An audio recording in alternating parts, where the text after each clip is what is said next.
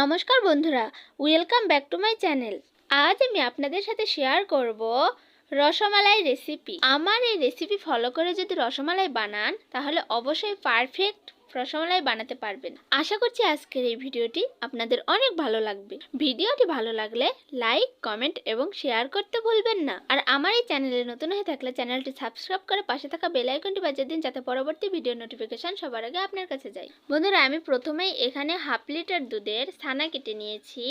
আমি ছানাটা কেটেছি পেঁপে দিয়ে ছানা কেটে নিলে ছানাটা অনেক সফট আর নরম হয়। অনেকেই লেবু দিয়ে ট্রাই করে, লেবু দিয়ে পারফেক্ট ছানা কাটা যায় না ভিনেগার ছাড়া। তাই আপনারা সব সময় মনে রাখবেন, হাতের কাছে পেঁপে থাকলে পেঁপে দিয়েই ছানা কাটতে পারবেন, কারণ পেঁপেতে অনেক ক্ষার থাকে। এই জন্য পেঁপে দেওয়ার সঙ্গে সঙ্গে পারফেক্ট ছানা কেটে যায়। বন্ধুরা, ছানাগুলো ভালোভাবে এইরকম হাতের তালু দিয়ে ছেনে নিতে হবে। দেখতে পাচ্ছেন কত সুন্দর মোলায়েম আর সফট হয়ে গিয়েছে ছানাগুলো। ভালোভাবে যদি সফট না হয় তাহলে কিন্তু রসমালাইগুলো ভালো হবে না। এর কাইটা সুন্দর করে ছেনে নিতে হবে। ছানাগুলো আমার ভালোভাবে সফট করে নেওয়া হয়ে গিয়েছে। আমি এখন এর মধ্যে যা যা উপকরণ দেব তা আপনাদের এখন দেখিয়ে দিচ্ছি। বন্ধুরা, আমি এখানে প্রথমেই দিয়ে দিচ্ছি 1 চামচ আটা, ময়দার আটা, যেটা আমরা রোজ দিন রুটি বানিয়ে খাই সেই আটা। তারপর দিয়ে দিচ্ছি 1 চামচ সুজি। এখন এর মধ্যে দিয়ে দেব 1 চামচ চিনি। এখন দিয়ে দিব একটুখানি বেকিং পাউডার, দিয়ে দেব হাফ চামচ সাদা তেল। এর মধ্যে আমার সব কিছু দিয়ে দেওয়া হয়ে গিয়েছে। আমি এখন সবগুলো উপকরণ একসঙ্গে ভালোভাবে মিক্স করে নেব। বন্ধুরা, আমার সবগুলো ভালোভাবে মিশিয়ে নেওয়া হয়ে গিয়েছে। আমি এখন সবগুলো উপকরণ দুধের এই ছানার সঙ্গে ভালোভাবে মিশিয়ে নেব, যাতে একটুও গুঁড়ি না থাকে। সবগুলো ভালোভাবে মাখিয়ে নেওয়ার পরে ভালোভাবে হাতের তালু দিয়ে এইভাবে ফিনিশিং করে দিতে হবে। দেখতেই পাচ্ছেন বন্ধুরা, আমি কিভাবে ছানাটা ছেনে নিচ্ছি। আপনারাও কিন্তু এইভাবেই ছানাটা ছেনে নেবেন। বন্ধুরা, আমার কিন্তু ভালোভাবে দুধের এই ছানাটা ছেনে নেওয়া হয়ে গিয়েছে। কতটা সফট আর কতটা মোলায়েম হয়েছে দেখতেই পাচ্ছেন আপনারা। এখন শুধু এখান থেকে গোল গোল করে লেচি কেটে নেওয়ার পালা। আমি সবার প্রথমে এরকম গোল গোল করে আগে লেচিগুলো কেটে নেব। কয় পিস হয় আপনারা দেখুন। আমি আধা কেজি দুধের বানাবো, মানে হাফ লিটার দুধ থেকে কয় পিস রসমালাই হয় সেটা আপনারা নিজেই দেখতে পারবেন বন্ধুরা। আর রসমালাইয়ের সাইজটি আপনারা আপনাদের পছন্দ মতো করেই বানিয়ে নেবেন। কেউ বড় বানায়, কেউ এর চাইতেও ছোট বানায়। আমি এত বড় বড় করে নিয়ে নিয়েছি, দেখতে পাচ্ছেন। আর এখন হাতের তালুর সাহায্যে এরকম গোল গোল করে শেপ দিয়ে দেব। এমনভাবে গোলগুলো শেপ দিতে হবে আর মসৃণ করে নিতে হবে, যাতে ফেটে না যায় জলে দেওয়ার পরে। আমি একইভাবে সবগুলো রসমালাইয়ের শেপ দিয়ে দেব। বন্ধুরা, আমি যেভাবে রসমালাইয়ের রেসিপিটা আপনাদের দেখাবো, এই রসমালাইয়ের রেসিপি ডায়াবেটিক্স রোগীরাও খাইতে পারবে। আসলে আমি মিষ্টিটা অনেকটাই কম দিয়ে বানাবো, খাইতেও কিন্তু অসাধারণ স্বাদ হয় এটা। বন্ধুরা, দেখতেই পাচ্ছেন আমার কিন্তু সবগুলো রসমালাইয়ের শেপ দেওয়া হয়ে গিয়েছে। কতটা সুন্দর লাগছে দেখতে। এখানে কিন্তু 22 পিস রসমালাই হয়েছে আমার। আমি এখন চুলায় একটি প্যান বসিয়ে তাতে হাফ কাপ চিনি দিয়ে দিয়েছি। আমি কিন্তু এতটুকুই মিষ্টি ব্যবহার করব এখানে, দ্বিতীয়বার আর কোনো চিনি দেব না।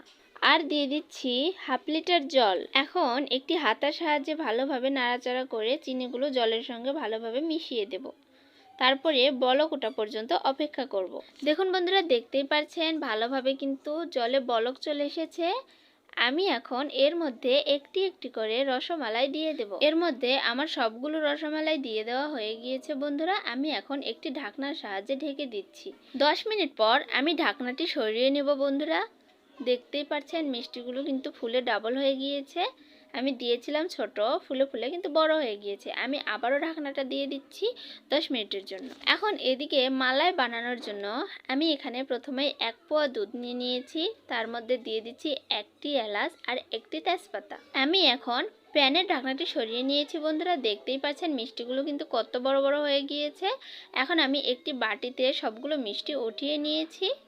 আর এখানে রয়েছে মিষ্টির শিরাগুলো। এখন দুধের পাতিলটি চুলার উপরে দিয়ে দিয়েছি। এখন হালকা করে নাড়াচাড়া করে দিলাম।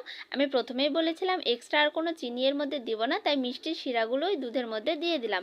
এই মিষ্টি দিয়েই আমার রসমালাইটা হয়ে যাবে। বন্ধুরা, আমি এখন এর মধ্যে দিয়ে দিব ফুল ক্রিম মিল্ক, ড্যানো দুধের প্যাকেট। অবশ্যই মনে রাখবেন, রসমালাই বানানোর সময় মালাই বানিয়ে নেওয়ার জন্য অবশ্যই গুঁড়া ফুল ক্রিম মিল্ক ব্যবহার করতে হবে।